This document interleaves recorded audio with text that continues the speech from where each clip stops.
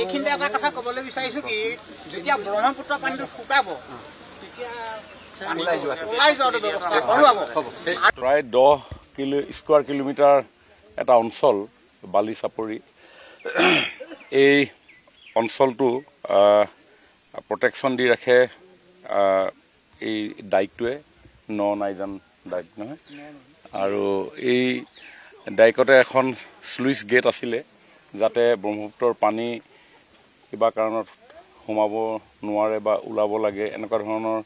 maintenance কৰিবৰ কাৰণে কিন্তু কেইদিনমানৰ আগতে কিছু কাৰিকৰী এটা বিজুতি ঘটাৰ ফলত অকমান ৰিপেয়াৰিঙৰ প্ৰয়োজন আছিল আৰু হেতু খুব তৎপৰতাৰে আমাৰ বিভাগে জিলা উপায়ুক্ত ডাঙৰীয়া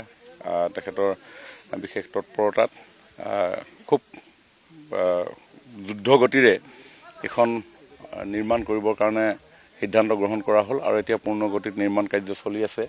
আৰু এখন এতিয়া অলমোষ্ট প্লেচিং হৈ গৈছে আৰু যথেষ্ট কষ্ট কৰিব লগা হৈছে ডাঙৰ ক্ৰেন আনি ইয়াতে প্লেচ কৰাৰ ক্ষেত্ৰত যথেষ্ট অসুবিধা আছিলে কিন্তু সেইখিনি অভাৰকাম হৈ গ'ল হৈ যোৱাৰ কাৰণে এতিয়া আৰু নতুনকৈ ব্ৰহ্মপুত্ৰৰ পানী এই বৃহত্তৰ 10 স্কোৱাৰ কিলোমিটাৰ বালিচাপাৰী অঞ্চলত পানী নোসোমাব আৰু মই ভাবোঁ যে ইয়াৰ জৰিয়তে আমাৰ কৃষক ৰাইজ যথেষ্ট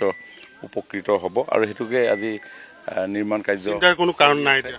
দেখিছোঁ আমি সকলোৱে কাৰণ চিন্তাৰ কাৰণ থাকিব নালাগে বুলি ভাবিছোঁ কাৰণ অকমান সৰু এটা জেগা গেপ হৈ আছে হেতু গেপটো মেইনটেইন হৈ গ'লেই